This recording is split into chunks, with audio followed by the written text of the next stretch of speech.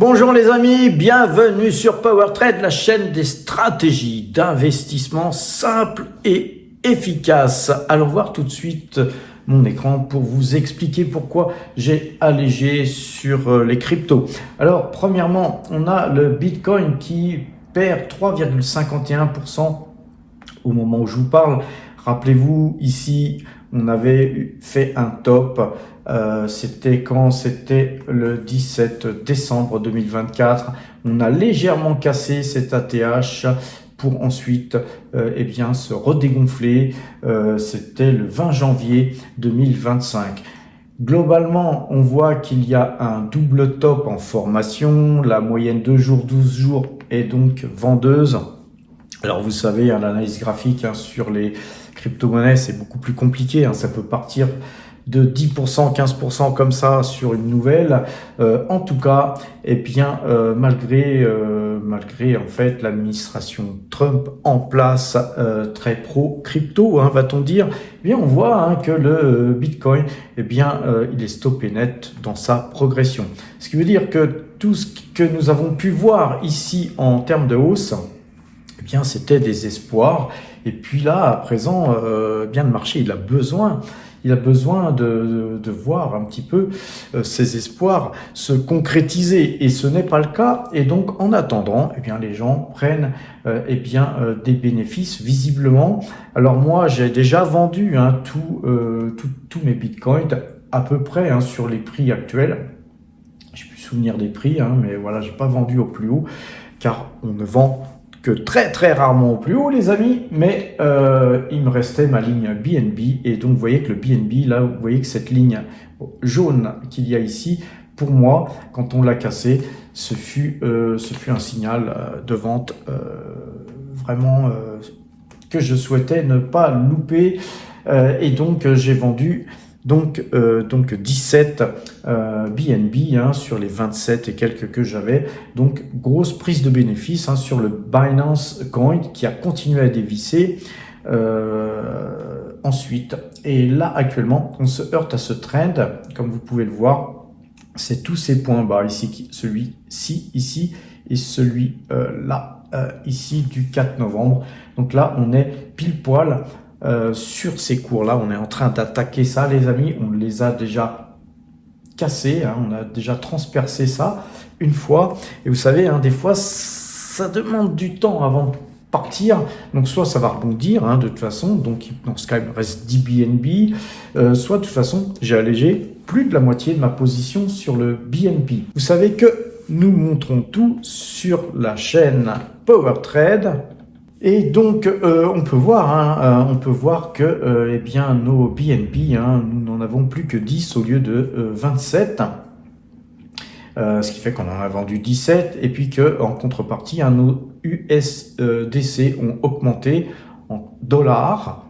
J'ai pris ensuite la décision de changer ces USDC en euros et c'est 4500 € déjà, puisque je vais faire ça en 2 fois, les amis. Vous savez que tout ce qui est virement au-dessus de 5000 € est suspect. Donc, pour ne pas paraître suspect, bien sûr, on a viré uniquement 4500 €, l'aperçu de l'ordre, qui a été donc ensuite confirmé. C'était donc viré sur le compte de Boursorama et de Boursorama. J'ai ensuite viré sur la banque postale et de la banque postale, j'ai viré sur Saxo Bank une petite partie donc de ce qui a été donc déjà transféré. Et donc regardons un petit peu notre compte crypto.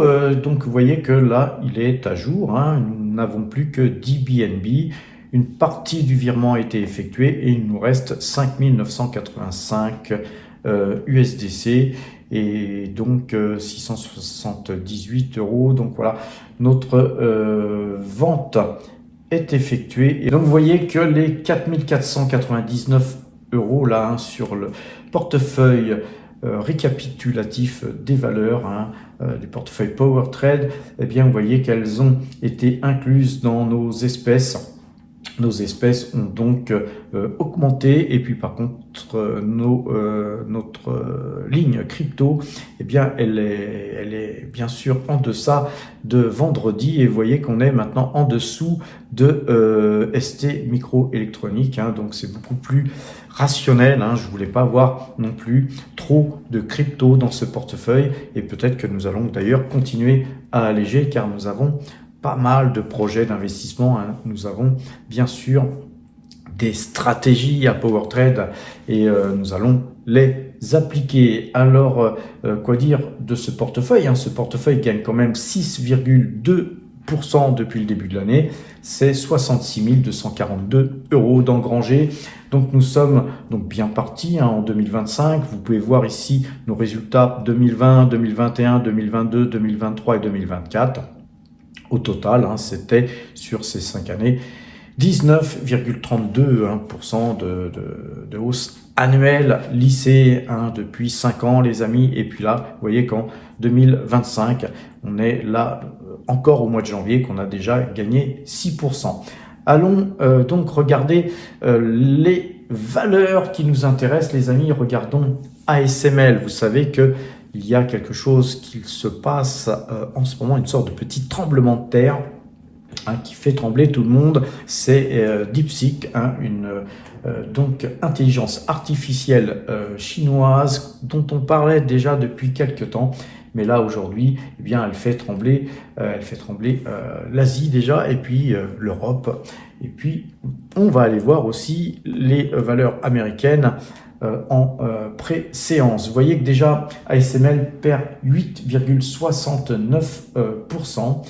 Si on regarde Nvidia, vous voyez que Nvidia, qui avait clôturé à 142, on la retrouve à 125. On va aller prendre le Matrix. Ça nous fait tout bonnement eh bien une baisse de 11,88%. Rien que ça, les amis. Google, eh bien, elle baisse moins, hein, très certainement. Mais on va quand même aller voir le Matrix. Eh bien, Google, elle baisserait, hein, si on ouvrait comme ça à l'ouverture, de 2,53%. Les amis, on a Taiwan Semiconductor qui décroche littéralement, et qui, elle, perdrait à l'ouverture, hein, si on ouvrait comme ça, 10,25%, un petit peu à l'image d'ASML. Et donc globalement, hein, le secteur de la tech est vraiment impacté par justement cette nouvelle, car effectivement, je vous ferai une vidéo en fin d'après-midi, hein, enfin disons à 14h, j'ai rendez-vous avec Christophe qui est notre développeur. Il va nous parler donc justement de cette intelligence artificielle chinoise, et on en saura plus après avoir discuté avec lui, les amis. Alors pourquoi le secteur des semi-conducteurs baisse fortement? Eh bien, tout simplement parce que vous voyez que tous les milliards qui ont été engloutis, et ceux qui vont l'être, puisqu'il y a des projets, hein, que justement Donald Trump a souhaité mettre en place, eh bien, ils vont être un petit peu remis en cause par justement cette intelligence artificielle bon marché, car les Chinois, eh bien, visiblement, mettent beaucoup moins d'argent dans le games pour arriver à un résultat meilleur que ChatGPT. Donc, ça pose question, hein, les amis. Est-ce que tout cet argent ne va pas être englouti comme ça pour rien, ou est-ce que tout simplement, eh bien, les valeurs de la tech vont pas peut-être un petit peu mettre un peu moins la pédale sous le pied, au niveau de l'accélérateur, bien sûr, des achats de semi-conducteurs pour pouvoir lutter contre les Chinois. Peut-être qu'ils vont se remettre en question et essayer de développer leur système avec moins de besoins en semi-conducteurs ultra performants. Et puis de l'autre côté, hein, puisqu'on interdit aux Chinois d'accéder aux machines ASML, qu'on leur interdit d'acheter des semi-conducteurs, peut-être que les Chinois vont tout simplement fabriquer les leurs, et peut-être qu'à l'image de l'intelligence artificielle qui est là aujourd'hui en suprématie par rapport à l'intelligence artificielle américaine, peut-être qu'on pourrait se poser des questions dans le futur. Est-ce que ASML, Taiwan Semiconductor et les autres géants de la tech ne vont pas être complètement balayés d'un revers de la main par l'industrie technologique chinoise? Et les amis, tout ça, ça pose question. Et encore une fois, rappelez-vous, quand j'ai vendu moi Nvidia, beaucoup m'ont dit que dans les commentaires, encore une fois, il fallait surtout pas vendre Nvidia parce que ça allait aller jusqu'au ciel, les amis. Et vous voyez que non, à l'image de Tesla. On va aller voir Tesla, tiens, comment elle ouvre.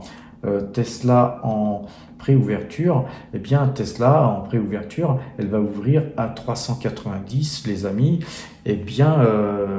Très forte baisse aussi sur Tesla, une valeur qu'on affectionne particulièrement, mais vous savez que les Chinois, eux aussi, ils commencent à faire des belles voitures électriques et beaucoup moins chères que les voitures Tesla. Donc tout ça, les amis, ça pose question et ça prouve une chose, c'est que l'analyse graphique vous permet de prendre vos bénéfices, les amis, vos bénéfices avant de subir des situations telles que celles que nous vivons là aujourd'hui. Alors nous, ça ne nous empêche pas d'être investis sur Taiwan Semiconductor, sur Google, etc. Mais regardez notre tableau récapitulatif des valeurs. Vous voyez que Alphabet, ça pèse que 3,23% de notre portefeuille. Et puis, si Alphabet baissait, pour nous, ça serait magnifique, puisqu'on pourrait racheter encore quelques actions Alphabet, puisqu'Alphabet, ça crache du cash, les amis, ça gagne de l'argent, ils rachètent leurs propres titres, ils détruisent les actions, et donc c'est une très très belle société qu'on pourra, à l'image de LVMH, quand on l'a acheté quand elle baissait et quand on l'avait vendu sur les plus hauts, on rachète à bon compte, les amis, pour un jour revendre plus cher. Notre but reste celui-ci. Alors, sinon, mis à part Alphabet, vous voyez que nous sommes très très peu investis sur le marché américain. Et sur le marché américain, on est plutôt, nous, sur Coca-Cola. Et Coca-Cola, dans des situations comme celle d'aujourd'hui, Coca-Cola va sûrement servir de valeur refuge. Les amis, très courte vidéo là, au moment où je vous parle, car je vais devoir faire le montage, vous la publier, et tout de suite derrière, j'ai donc une petite interview avec Christophe, notre développeur, qui va développer sur justement DeepSeek, et je vous dis à tout à l'heure, les amis.